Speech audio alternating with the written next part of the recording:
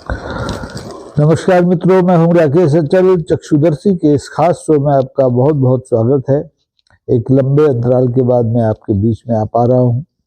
कारण निजी थे, लेकिन आज मैं जिस मुद्दे पर आपसे चर्चा करने जा रहा हूं, ये मुद्दा बहुत गंभीर है। छत्तीसगढ़ से जुड़ा हुआ मुद्दा है, अभिव्यक्ति की स्वतंत्रता से जुड़ा हुआ मुद्दा है। ये मुद्दा नेताओं, नौकरशाहों और पत्रकारों और सत्ता प्रतिष्ठान के गठजोड़ का मुद्दा है। और इस मुद्दे के केंद्र में है एक युवा पत्रकार हमारे मुकेश चंद्राकर जी। चंद्राकर 33 साल के थे, एक नेशनल टीवी चैनल के स्ट्रिंगर थे, खुद का यूट्यूब चैनल बस्तर एक्शन के नाम से चलाते थे। नए साल की पहली सुबह, पहली शाम, 1 जनवरी की शाम, वो अपने घर से निकले, लापता हो गए। उनके परिजनों ने पुलिस में रिपोर्ट की, पुलिस ने अपने तय खोजबीन की और आखिर में उनका जो पार्थिव देह है एक सेप्टिक टैंक में दफन पाया गया। ये सेप्टिक टैंक छत्तीसगढ़ के एक बड़े ठेकेदार सुरेश चंद्राकर का है। चंद्राकर जो यहाँ का बिरादरी है, छत्तीसगढ़ की बड़ी प्रतिष्ठित बिरादरी है। आपको याद हो, एक जमाने में चंदूलाल चंद्राकर होते थे। देश के एक बहुत बड़े दैनिक हिंदुस्तान के वो संपादक रहे, सांसद रहे, मंत्री रहे। जो आज आप छत्तीसगढ़ देख रहे हैं, पृथक छत्तीसगढ़, ये उन्हीं चंदूलाल चंद्राकर के आंदोलन की देन थी। बात आते हैं अपने मौजूदा चंद्राकर पर। ये जो चंद्राकर जी हैं, ये अपने इलाके में जो भ्रष्टाचार होता रहता है उस पर नज़र रखने वाले चंद्राकर जी थे। और इनकी नज़र में हर कोई जो ठेकेदार था वो रहता था और ये लगातार उनके खिलाफ खबरें देते रहते थे। तो मुकेश चंद्राकर को अपने इस निर्भीकता का जो खामियाजा है वो अपनी जान दे करके चुकाना पड़ा। देश में हर साल ऐसे कितने ही पत्रकार अभिव्यक्ति की स्वतंत्रता के खतरे बोल लेते हुए शहीद हो जाते हैं। उनके बारे में बहुत चर्चा नहीं होती। गौरी लंकेश से लेकर के मुकेश चंद्राकर तक एक लंबा सफर है और ये चुनौती का काम है।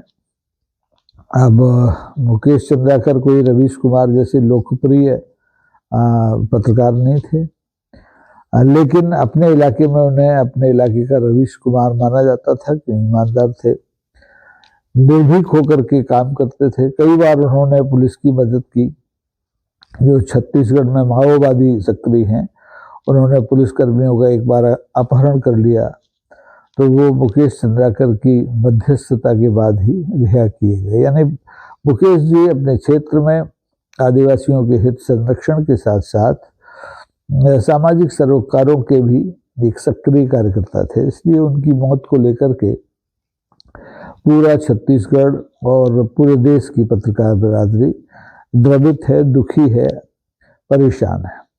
और लोगों ने छत्तीसगढ़ सरकार से मांग की है कि इस मामले की सीबीआई से जांच कराई जाए, लेकिन अभी तक छत्तीसगढ़ सरकार ने सीबीआई से इस मामले की जांच कराने का तो कोई आदेश नहीं दिया है। लेकिन एक एसआईटी गठित की और उस एसआईटी के जांच पड़ताल से ही पुलिस वहां तक पहुंची कि ये एक जो ठेकेदार हैं सुरेंद्र चंद्राकर, उनकी करतूत है। उनके भाई ने और उनके मैनेजर ने मिल करके मुकेश की हत्या की और उसका शव सेप्टिक टैंक में डाल करके उसको सील कर दिया।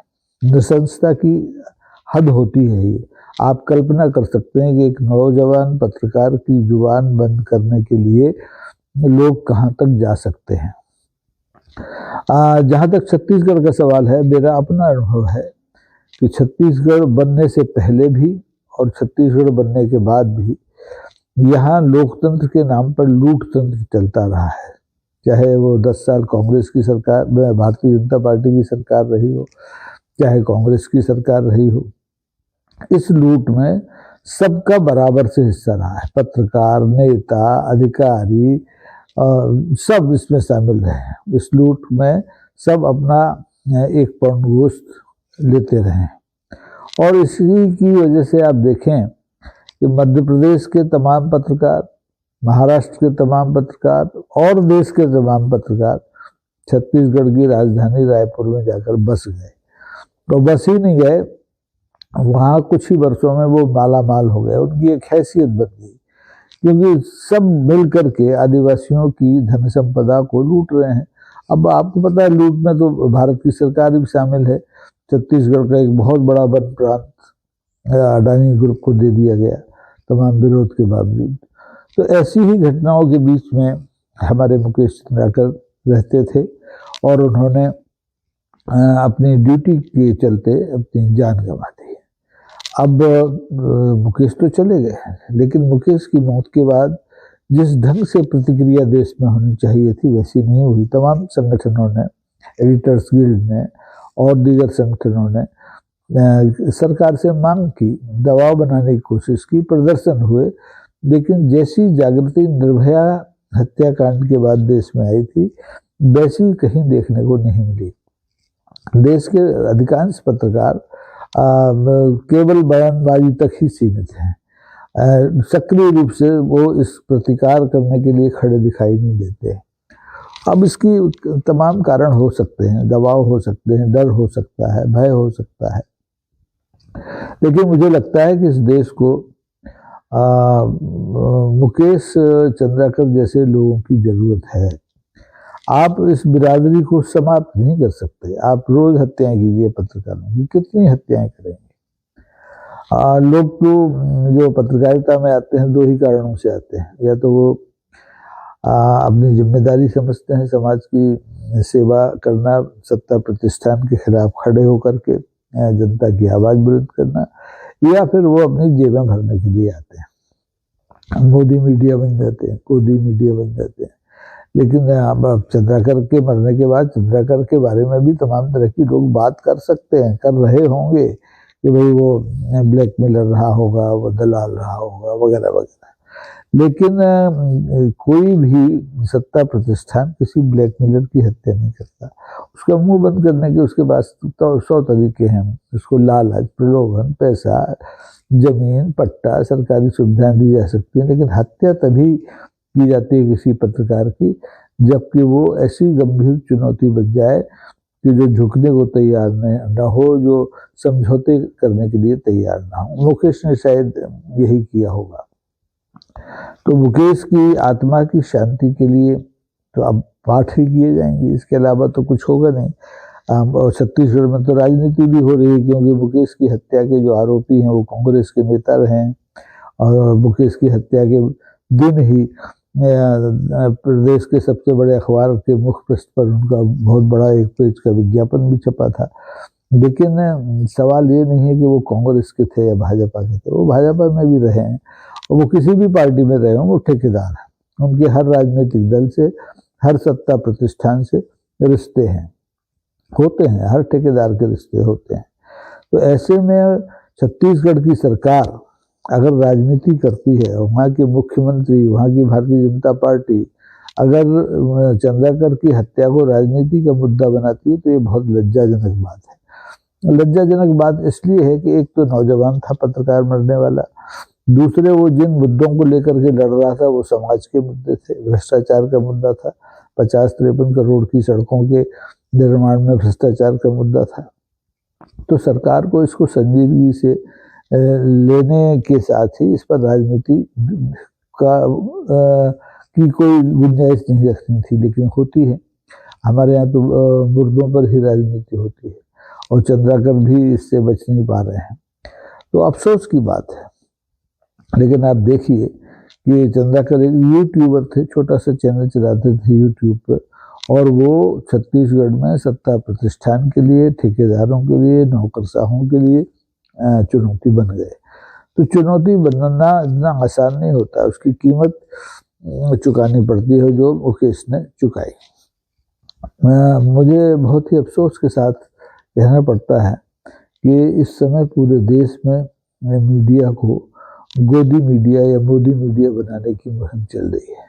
जो लोग इस मुहिम के तहत गर्दन नहीं झुकाते हैं, अपनी रीढ़ को लचीला नहीं बनाते हैं, उन्हें किनारे कर दिया जाता है, उनकी नौकरियां छीन ली जाती हैं, उनको यूट्यूब पर जाना पड़ता है, यूट्यूब पर जाकर भी वो सुरक्षित नहीं होते। अभी आप एक मामूली सी धमकी किसी नेता को दे दीजिए, किसी संघ परिवार के सदस्य को दे दीजिए, तो उसे Z+ की सुरक्षा मिल जाएगी, लेकिन एक पत्रकार को ये हासिल नहीं है। गौरी लंकेश का मामला आपको याद होगा, और ऐसे कई मामले हैं, कई गौरी लंकेश हैं, कई चंद्राकर हैं इस देश में जो अपनी जिम्मेदारियों के चलते पुरस्कारों से नवाजे नहीं जाते। उनका पुरस्कार उनकी जान की कीमत होता है, वो अपनी जान गंवा करके अपनी जिम्मेदारी पूरी करते हैं। तो मैं तो चाहता हूं कि लोग इस मामले को उतने ही गंभीरता से लें जितनी गंभीरता से कि निर्भया हत्याकांड को लिया गया था। पूरे देश में एक जागृति आनी चाहिए, लोगों को जो अभिव्यक्ति की स्वतंत्रता में यकीन करते हैं, चाहे वो पत्रकार हों, चाहे वो कलाकार हों, चाहे वो साहित्यकार हों, चित्रकार हों, किसी भी विधा में, किसी भी क्षेत्र में काम करने वाले लोग हों, उन्हें चंद्राकर की हत्या के खिलाफ खड़ा होना चाहिए। इससे आरोपी तो खैर पकड़ लिए जाएंगे, कहाँ जाएंगे, लेकिन इस प्रवृत्ति को रोकने के लिए सरकार पर दबाव बनाना चाहिए। पत्रकारों की सुरक्षा के कानून लंबित हैं, वो होने चाहिए। पत्रकारों को संरक्षण मिलना चाहिए। अब मिलना, लोग कहेंगे कि आप काय को संरक्षण मांगते, किसी ने आपको पीले चावल थोड़ी दिए कि आप पत्रकारिता करें। बात सही है कि कोई पीले चावल नहीं देता, लेकिन एक मन होता है जो जागृत होता है और वो कहता है कि आप इस पथ पर जाइए, इस पथ पर न जाइए। तो पत्रकारिता का चुनाव करने वाले जैसा कि लोग हैं, मैंने शुरू में ही कहा, दोनों तरह के लोग होते हैं। आत्मोत्सर्ग करने वाले लोग भी होते हैं और जेबें भरने वाले भी लोग होते हैं। तो जो लोग आत्मोत्सर्ग की हद तक जाकर के अपनी जिम्मेदारी को, अपनी ड्यूटी को निभाते हैं, उनके प्रति आपके सद्भाव के, आपके समर्थन की ज़रूरत है। अगर आप लोग ऐसा कर सकें तो बहुत अच्छा हो। सरकार की ओर से आप देख लीजिए, हो सकता है आने वाले दिनों में 2, 4, 5, 10 लाख रुपए में तक के परिजनों को दे दिए जाएं, लेकिन इससे ये मामला समाप्त नहीं होता। अभिव्यक्ति की स्वतंत्रता की कोई भी कीमत लगा नहीं सकता। संविधान ने हमें ये अधिकार दिया है और ये अधिकार येन केन काटने, छांटने और इसको हड़पने की कोशिश की जाती है, और ये कोशिश सत्ता प्रतिष्ठान भी करता है, नौकरशाही भी करती है, राजनेता भी करते हैं। तो खतरे ही खतरे हैं। इन खतरों से इस देश की पत्रकारिता को बचाइए, उसके साथ खड़े होइए, अपनी आवाज़ भी पत्रकारों की आवाज़ में मिलाइए। मुझे लगता है कि आप इस मुद्दे पर मुझसे सहमत होंगे। सहमत ना भी हों तो भी आपकी सहानुभूति इस मामले में मृतक के परिजनों के साथ और इस पेशे में ईमानदारी से लगे लोगों के साथ होनी चाहिए। आज के लिए इतना ही, कल फिर मिलेंगे किसी नए विषय पर, नए मुद्दे के साथ। अपील इतनी ही है, आग्रह इतना ही है कि आप इस चैनल को अगर पसंद करते हैं, आपको ये वीडियो पसंद आता है, तो इसको लाइक कीजिए, कम से कम अपने मित्रों पर बांटिए, वितरित कीजिए, शेयर कीजिए, और अगर उदार हैं तो इसको सब्सक्राइब भी कर लीजिए, ताकि आपको समय समय पर आने वाले दूसरे जो वीडियोज़ हैं उनकी इत्तला मिलती रहे। बहुत बहुत धन्यवाद। नमस्कार। जय हिंद।